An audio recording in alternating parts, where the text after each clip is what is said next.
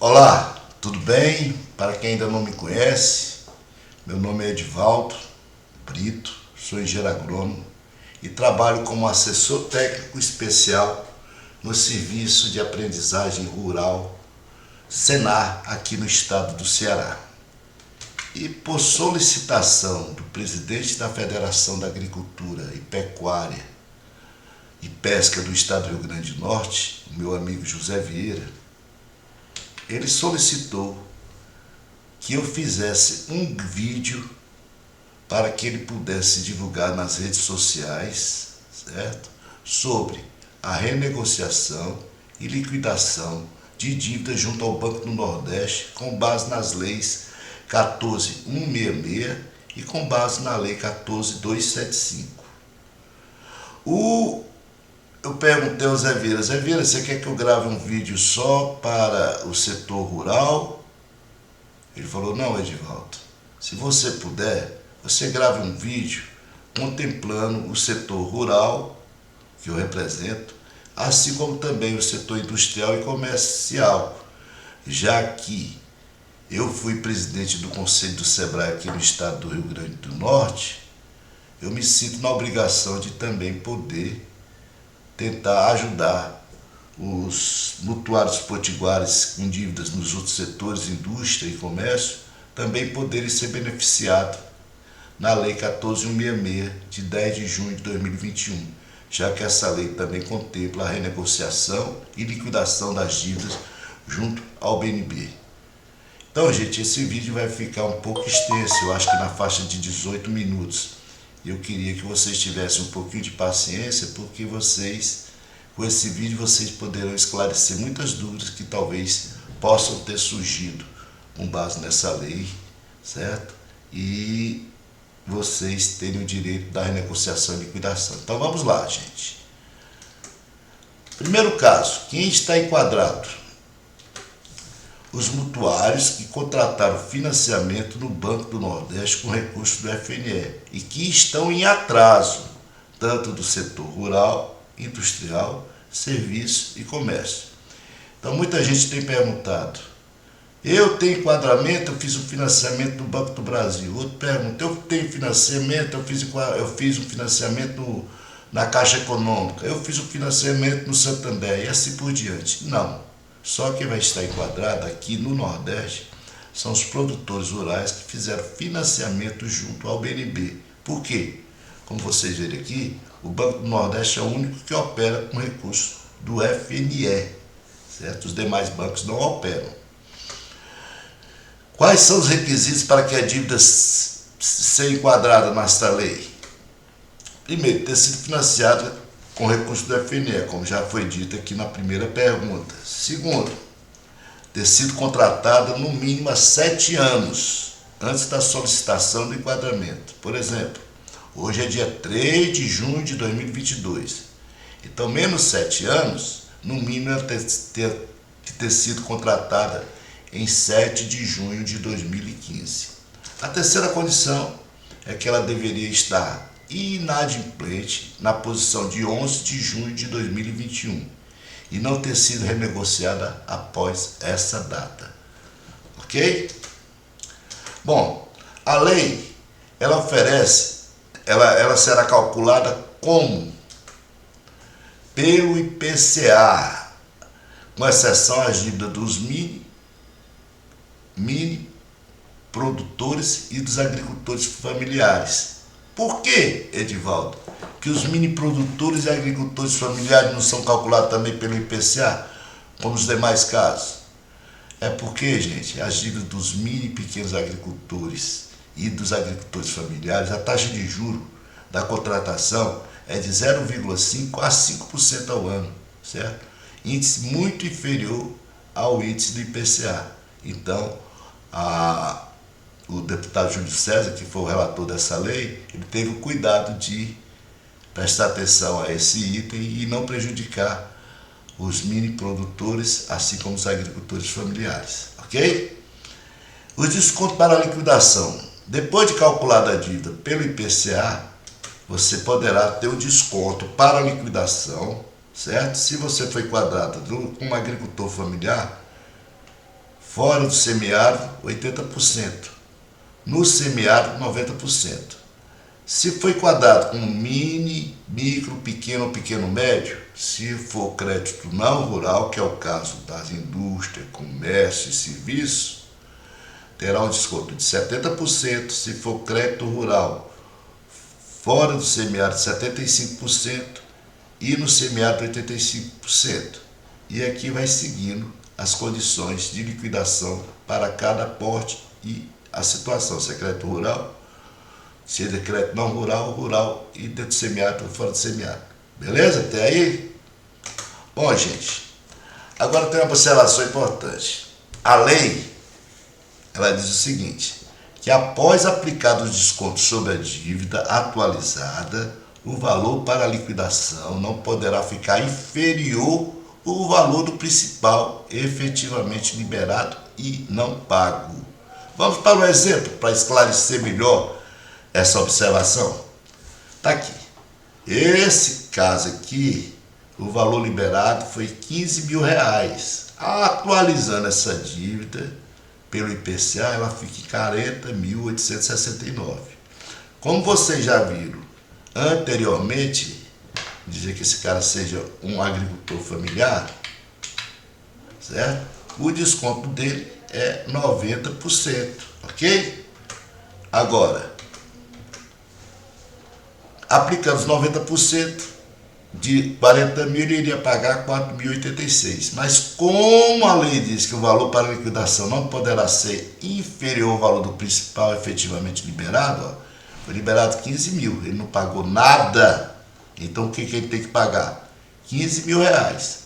E se tiver sendo cobrado judicialmente, ele vai ter que pagar mais as custas judiciais e 1% do valor da dívida atualizada pelo IPCA. 1% de 40.869,19 daria R$ 408,69. Então, o total para a liquidação não seria R$ 4.086, e sim R$ 15.758,69. Agora, esse mesmo exemplo, vamos supor que o cliente tirou R$ 15 mil, mas ele pagou de principal R$ 7.500. Então, o valor da dívida atualizada pelo IPCA ficou em 20.434, aplicando rebate de 90%, o valor a pagar seria 2.046. Mas como a lei diz que o valor para a liquidação não poderá ficar inferior ao valor do principal efetivamente liberado e não pago, certo? Como ele pagou 7.500, então ele tem que pagar no mínimo R$ 7.500, porque 15 mil menos 7.500 dá 7.500. Fora isso, se ele estiver sendo cobrado judicialmente, mais as custas judiciais, que é R$ 350, e mais 1% dos honorários advocatícios calculados sobre o valor da dívida atualizada pelo IPCA, que nesse caso daria R$ 204,35. Então veja, o cliente tirou 15 mil, não pagou nada, vai pagar 15.758. O cliente tirou 15 mil, pagou a metade, vai pagar R$ 8.058. Tudo entendido até aí? Ficou muito claro? Muita gente tem muita dúvida sobre isso. Então essa observação é muito importante. Quem não puder liquidar, não tiver condições de liquidar, a lei também dá a chance de você poder repactuar a sua dívida. Ou seja, o saldo devedor a ser renegociado será o atualizado pelo IPCA, certo? Nesse caso aqui será os R$ 40.869, não os 15 mil que ele tinha que pagar, certo? Nesse caso aqui seria os 20.434 para renegociar o saldo devedor e não os 8 mil, beleza? Não será exigida nenhuma contrapartida financeira. Para você renegociar sua dívida atualizada pelo IPCA, o banco não vai exigir nada que você pague como amortização prévia. Se a dívida estiver sendo cobrada judicialmente, terá que ser pago os honorários advocatícios limitado a 1% da dívida, mais as custas judiciais. Isso nós já vimos anteriormente, ó. As custas judiciais e mais os honorários advocatícios. Está vendo aqui? Certo? Depois de renegociado, a dívida será atualizada pelos encargos da operação do FNE contratada atualmente. Se o juro hoje, para contratar uma operação, vamos supor, do setor rural, sendo mínimo produtor, tem 5%, vai ser 5%, se for 6%, 6%. E assim, sucessivamente, dependendo da atividade que o produtor irá tentar estar desenvolvendo para renegociar, ou estava desenvolvendo. Serão mantidas as garantias originais, ou seja, se você vai renegociar, o banco não vai exigir nenhuma garantia adicional, certo? Não será exigido estudo de capacidade de pagamento. Tanto faz a empresa não está mais funcionando, ou não, o banco não vai exigir essa capacidade de pagamento para ver se o cliente vai ter condições de pagar ou não. O saldo devedor a ser repactuado será pago da seguinte maneira, preste atenção que tem a diferença entre o setor rural e o setor industrial e o comércio e serviço. No setor rural, as parcelas são anuais, iguais e sucessivas, sendo a primeira em 30 de novembro de 2023 e a última em 30 de novembro de 2032. Já nos demais casos, as parcelas serão mensais, vencendo a primeira em 30 de janeiro de 2023 e a última parcela em 30 de novembro de 2032. Beleza?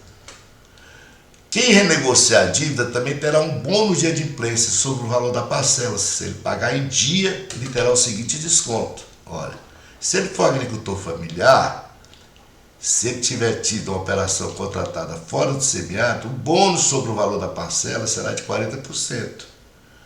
Enquanto se ele estiver localizado no semiárido, o bônus sobre o valor da parcela será de 50%. Vamos supor que a parcela seja R$1.000 para pagar todo ano. Se ele pagar em dia, ele vai pagar com um bônus de 50%, ou seja, R$500, se estiver no semiárido. E se estiver fora do semiárido, ele irá pagar a parcela de R$600. Ok? Se for no setor industrial, né, ou comercial, o desconto reduz. Beleza? Bom, a lei também traz um artigo interessante, que é o artigo 4º. O que esse artigo trata? Esse artigo trata da substituição dos encargos financeiros de operações contratadas com recursos do FNE. O que é isso?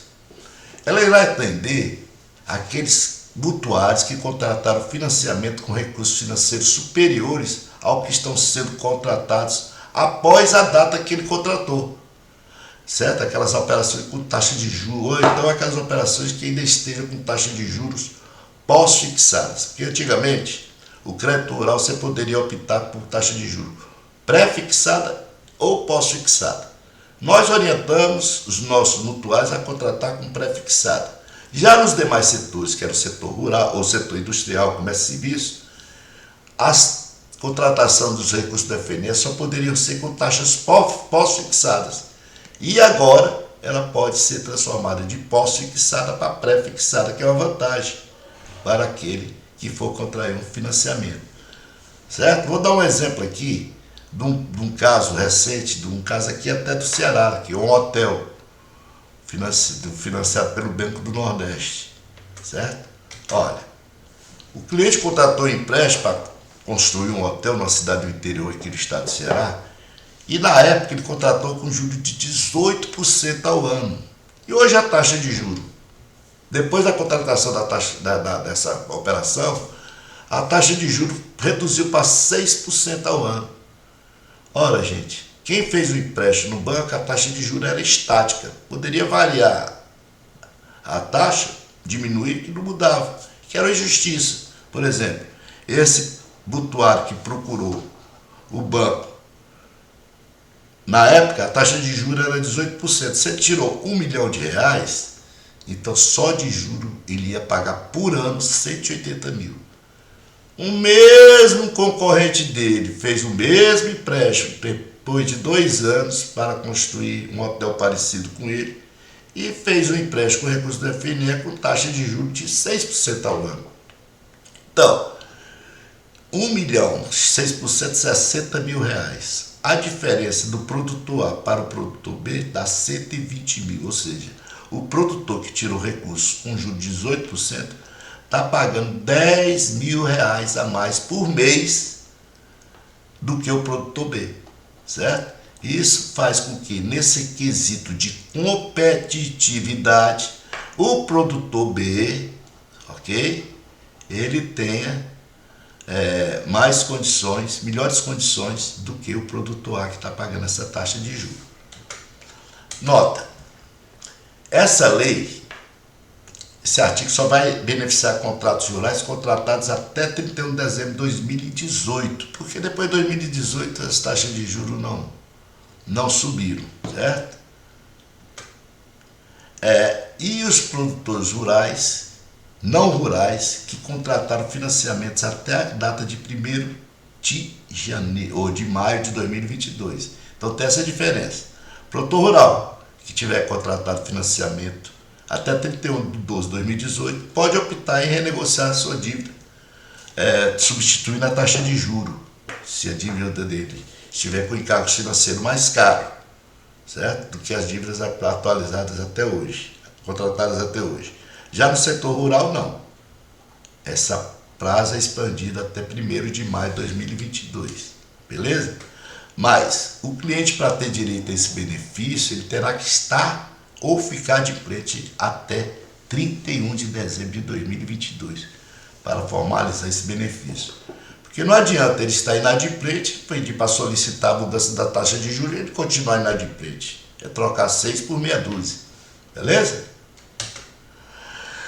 Aí vem um artigo interessante, gente, o artigo 5º da lei. Esse artigo 5º da lei, ele é sui generis, viu? Melhorou, vai atender muitos dos nossos produtores aqui do Nordeste.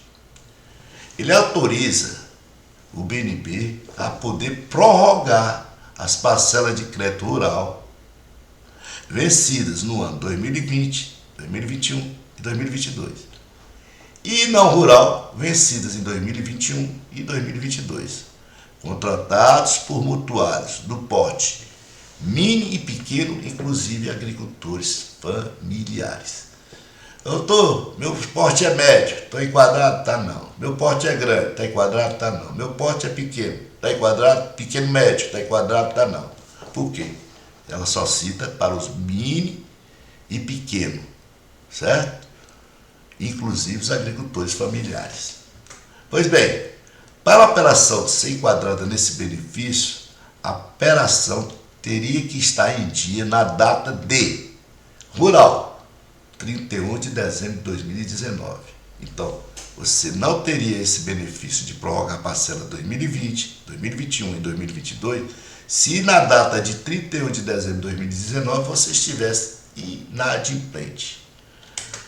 Não rural, teria que estar adimplente em dia, no dia 31 de dezembro de 2020. Ou seja, se a operação foi contratada para financiamento do setor industrial, comercial e serviço, na posição do dia 31 de dezembro de 2020, certo? Ela teria que estar em dia para poder prorrogar as parcelas vencidas no ano 2021 e 2022. Ok? Condições. Autoriza a prorrogar para 1 ano após a última prestação. Supor que o teu contrato vai vencer em 2030. Então que ela vai jogar essas parcelas vencidas de 2020, 2021, 2022, no caso do crédito rural, para 2031. Certo? Fica garantida a manutenção do bônus de adimplência. Aí é que está o mote, gente. Que eu disse que para o produtor rural, certo, vai ser bastante interessante isso. Por quê? É uma excelente oportunidade para os produtores rurais que haviam renegociados com base na Lei 13.340 de 2016 e não tiveram condições de pagar a parcela de 30 de 11 de 2021.